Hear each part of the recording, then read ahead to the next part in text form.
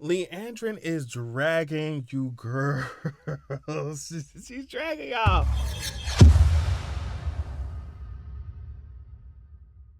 All right, y'all. I absolutely love that we started out this like episode with the Forsaken meeting up, right? So it's Samael, Lanfear, and Robin. And I love seeing them travel, use their powers. Like, yo, it was just it was so cool. So Lanfear comments on how Robin has a queen in his bed, obviously referring to him like disguising himself as Gabriel and all this stuff with more gays and all that. Right. He said, according to her and anyone who meets us, we've been hopelessly in love for more than a decade. Lanfear said, you were always an artist with compulsion. I'm like, oh, wow. Wow, sick and twisted. So Samael asks about Rand, right? But when Lanfear says Rand's name, Samael mimics it and mocks her. Saying that she's so in love with him that she'd basically be his doormat if he asked for it. And like you can kind of feel the universe shaking a little bit because they're about to fight. Like they're about to land for us. Like, girl, I cannot believe that you just said that stuff to me. But like Robin's like, all right, girl, like us fighting is what messed us up the last time. You know, like, can we please not do this again? And so Lanfear warns him about Moghedien, says that she will crawl her way up the ladder of power in the darkness. That's what she says. Like, she's going to start with you, Samael. she gonna start with the weaker ones and get to the top. Like, she ain't going to come at you, like, out in the open, but she'll still do her things in the shadows, right? So Lanfear is proposing an alliance to take out Moghedien. And I love how Lanfear blows kisses when she channels. Like she did that with Moraine and Lan when she blasted them through the Waygate, and then she did it here when she left. But it's just, you know, they're planning this alliance for taking out Moghedien, and Moghedien actually was listening this whole time and is clearly trying to get her hooks into Ravine. She's like, girl, I do not want to end up in someone's cage for 3,000 years again. So here they're interrogating the Black Aja, but I mean, I guess we ain't got we ain't got to talk about what they were saying because apparently it was all BS, right? Because one says that Liandrin is going to Tyr to take help a Forsaken or whatever, get the town calendar or something, and the other one says that Liandrin is going to find Mazrim Taim, who is like the false dragon, someone who declared himself false dragon. And so we'll come back to this. And so in the books, I'm on Path of Daggers, but I don't think. I mean, Elida's not shaking in the books yet. I mean, if it happens, but I love this though. Like, I wonder what is going to come of it. Okay, so they're walking through the city, and on second watch, I saw a gray man behind them. I didn't see this in the first watch. I did not see it in first, but like, there's a gray man clearly behind them, and so they're at where Liandrin kept her son. Elaine puts together that Nynaeve kind of liked Liandrin a little bit. And Nynaeve was like, well, yeah, she kind of says like she was complicated. They think Liandrin took her son with her, but, you know, we know that Lanfear killed him. They find a symbol under the bed painted in chalk and salt, and that's going to be important for later. Varen Sadai, what could have possibly brought you to these high chambers? A fire in the library? A sweet cake short in the kitchens? Elida. Wow. So yeah, Elida's like, hey, I want to see the Amerlin. And Varen's like, girl, only sitters can request an audience, so you're going to have to get one, mama. And Elida's like, all right, girl, I see what y'all doing, but I'm going to tell you right now, if you cross me now, I will never forget it. And that is so, you know, and so they felt it, but they double down, right? The keeper doubles down. She's like, all right, girl, you can't do it. You got to. So Elida goes to the highest. She goes to the highest in the Red Aja, sitter, of course. Elida brings these gifts, and I love how the highest is just like, you know what? It's all right, baby. You could keep that gaudy stuff. It suits you way better. But the other one took the strawberries, though. She must have been hungry. Okay, sorry.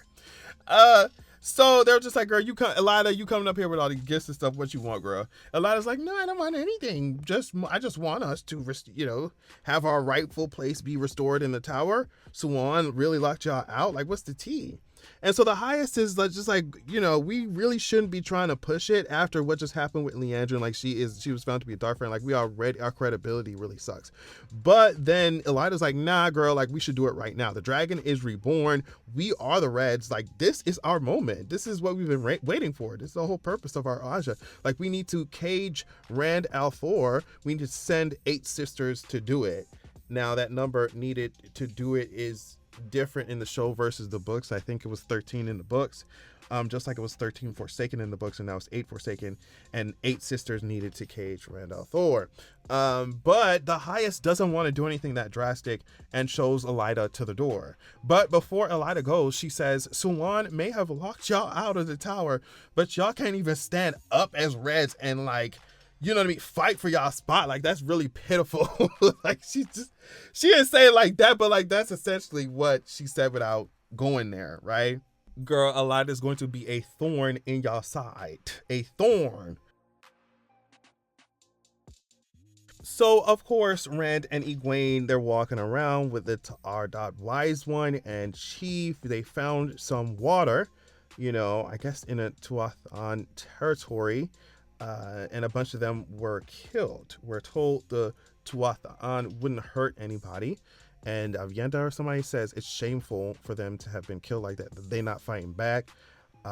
So the Wise One's like, girl, it's probably the Shido clan. And of course, the Shido clan have a feud with their clan. They said, we got to get out of here. And don't bury the dead. That's what one of them girls said. Don't bury the dead, girl. How could they even end up like this? Like, girl, they wanted to be like this. They can stay like this.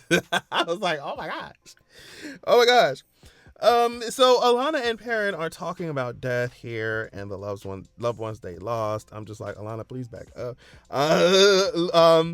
I thought it was so funny how his gay self was about to get into his feelings about, how Ivan died, and girl, they changed the scene so quick. Like, boy, we don't care.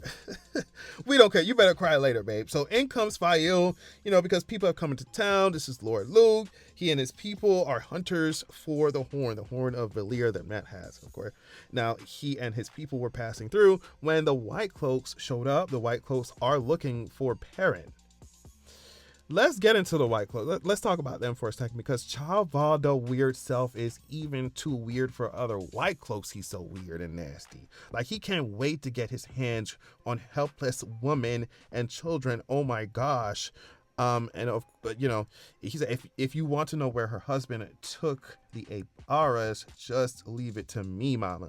Now, side note, remember we was talking about the dark skin stuff. I just, there's another one. But yeah, Dane tells Chavalda to chill basically until later. Like, if Perrin don't show up, then you can, but just chill, bro. Like, oh my gosh. So Matt is about to lose his mind when Min walks in, and she tells him that she had a choice to give up her visions, but didn't for him. And, he scoffs it off. So the girls now figure out Tanchico is where Liandrin is from, where her son was born. They figure out Liandrin is after like this male Adam thing. Tanchico is near Fam, where the Shan Chan came from centuries ago. So it's just like things were really lining up. Then the gray man we saw earlier sneaks up on them, and on rewatch, you can hear the arrow, like an arrow that goes through when the gray man goes outside, and then Varen pops up out of nowhere, tells them to go to their room, lock their doors. And it's weird because I'm just like, girl, what is going to my room and locking the doors going to do when a gray man has infiltrated the White Tower? Like, what you talking about? And then so Nynaeve asks Elaine, why didn't Varen ask why the gray man was shot? And so I think this line works a little better in the books, because the gray man in the books, I don't think have this gray dead look to them. I think they just look like regular men that are just hard to notice in a crowd. And then that's the advantage that they use to try and assassinate you. So I do think that if the gray man looked a little more like a regular human, I think they look more regular than this, if I'm not mistaken, in the books. Then Varen seeing like a more regular looking guy with a arrow or whatever thing coming out of his side might induce a question from her, right? But if you see this dead looking thing with something jutting out of its out of its side, you might not ask a question. It's like seeing a White Walker with a wooden stick coming out of its side. Like, you're not gonna ask no questions, you just like get it out of my face. So it works a little better in the books, but essentially we're like supposed to be doubting everybody. Like, girl, who is everybody Black Aja? Like, who's we're supposed to be doubting everybody. But I do like how the show does gray men in, like, I love how the show does gray men. I think that for that line it might not have worked as well as it did in the books. Okay. So Tanchico looks so cool. In this red veil, Liandrin walks in to ruin a bunch of people's day. Okay, like, she walks into a wedding ceremony between, if I'm getting this right, the great grandson of her husband, or like abuser, right? And this abuser was responsible for I guess the pregnancy that she had when she was 13. So she walks into the ceremony between her abuser's descendant and a child bride. And so we get the backstory that clearly Liandrin had been through the same thing, or same kinds of thing, right? And so she's here to save the day, and that she did. Like, I love how she took his heart out and told the others not to hold back. Like, don't hold anything, let it all out. And here, what Liandrin's choice to wipe the child's memory, even if it takes more than just the abuses, right, from her mind, like, what that choice says about what the horrors of what Liandrin experienced, to the point where she's like, nah, like, she just makes the executive decision, like, it's completely better for her to not even have had experienced this in the first place, because that's what I wish, I could be able to do. And so I do love this quote: a return home is meant for one of two things, remembrance or revenge. Because, like, girl, exactly, like, what? Exactly. So Elida and Min have this moment where Elida's like, hey, girl, you can really harness these visions. Like, we don't just have to sit and watch these things happen. We can be active in these things. What happens before and after these events are important. And so it was fun. It was really beautiful because, of course, they have the same kinds of, like, abilities, except, of course, like, Elida can really get into it and channel, like. But yeah, in this scene, she was just like, look, I know that Varen and them sent you to spy on me, but can this stay between us? Listen, the Red's gonna call a vote, Suwan's gonna lose, and we gonna cage the dragon, girl. Like, that's what's about to happen. Like, that's what's about to happen. All right, so we're with Egwene now. The wise one is calling her Aes Sedai. First of all, pay attention to that. She's calling her Aes Sedai, and also telling her that she is a dream walker. She said that it's been a long time since the White Tower produced one, like years and years. Almost anyone can touch Teleran Riot, but few can truly enter it. And she's like, Egwene, like, you can. Now we learned that the scars that are left on Egwene's neck are from the dreams, the dream world. Rena, what happens there can come back with you in the waking world. But the wise one says this: if she's hurting you like this, if Rena's hurting you like this, if you're dreaming of her like this, she isn't dead. And I'm gagging. Like, I'm really I'm gagging. What you mean she not dead, bro? Like, what do you mean she not dead, bro? What you mean she not dead? Like, don't let me have a breakdown in here. Like, I don't understand how Egwene did not have a breakdown, start slamming the ground with her fist and just start in the middle of the camp, girl. Like, what you mean Rena not dead, bro? Like, you have to be lying to me, bro. But, like, she says, hey, I'm gonna help you learn how to protect yourself from her. Like, this does not happen in the books like that, but I do love this change. It gives Egwene a more urgent reason to need to learn, how to maneuver in Teleran Riot and all that. Now, Lanfear then almost pleads with Rand, like, if only I could get out of my dark oaths. Like, girl, what are you talking about, Lanfear? Lanfear says that if you get Kalendor and I get another Sa'angreal, the Sakarnen or whatever, if a man and woman use those both together, we could kill the Dark One. And I'm just like, am I going to trust that, mama? Like, am I really going to trust that you just going to take this super powerful Sa'angreal, and just do, it's just, and then Lanfear kind of recoils, and she's like, okay, well, I should have never said anything. It's just like, yeah, maybe you shouldn't have. So you are forsaken, girl. Like, I'm not putting anything past Miss Mama. Now, in the sweat tents, we find out that Viridian is where the Aiel go to become wise ones and clan chiefs, and so Rand gonna have to do that stuff. Now, I love when she made it hotter when Moraine, asked what happens when, what's going to happen when he's declared Kara Karn. Girl, you know what's going to happen, girl. We about to be frying out here.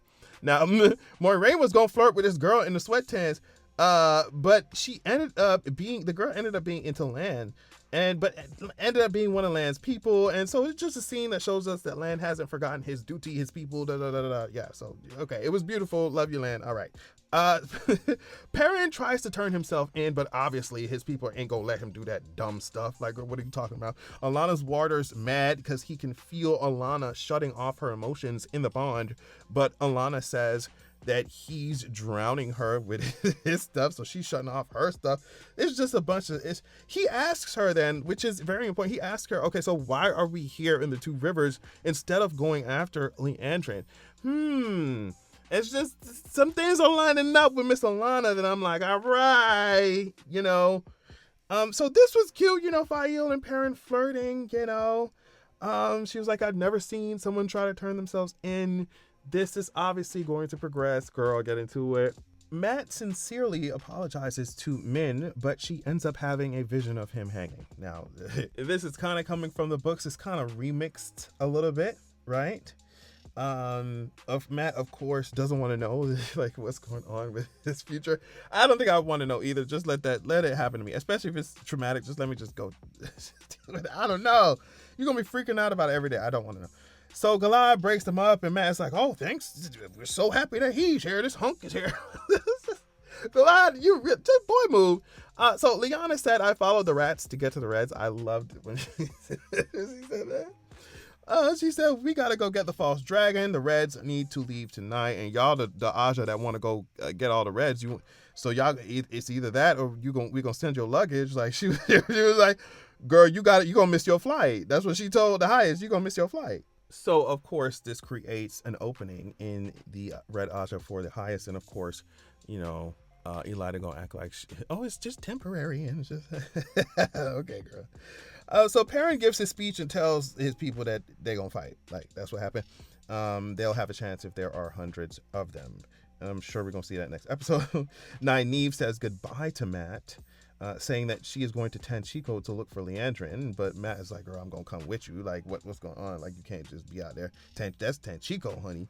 Anyway, eventually, things escalate between Matt and the brothers, and Galad is like, he said step back. I was like, boy, please, Galad, please, for your grinder go off. And your grinder gonna go off, and we gonna hear it go echo off in the White Tower, girl. We gonna hear the notification. So Matt fights them, obviously, drawing on lives from the past, and he beats them, and he wins the bet. Fael introduces herself for real to Perrin. Her name means Falcon. This is straight from the books, y'all. Straight from the books. Min follows the girls who are going to Tanchico, and Matt who are going to Tanchico. So it's just gonna be fun. It's gonna be fun to see the girlies in Tanchico. We see Liandrin going to mourn her son, painting the symbol where he was born. And then at the very end, Moghedien overhears Liandrin talking about getting the matching collar to the bracelet that they found, basically the male Adom. And so, yeah, this is exactly what I like to hear and see and watch, and you know what I mean? When I'm getting my life with fantasy, like they're building, clearly episodes 1 through 3 are getting you together for Viridian. I really think that something is going to climax in the tower next episode. It's just getting you ready. I think, like I said, it was a perfect idea to release these first 3 at once.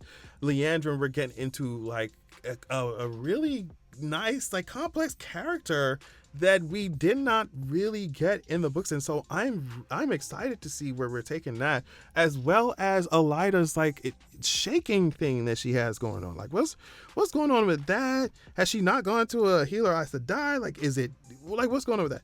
So I don't know. Viridian next episode is going to be absolutely amazing. I know that it is. I think so far the season has really pleased me. It's been exactly what I needed it to be.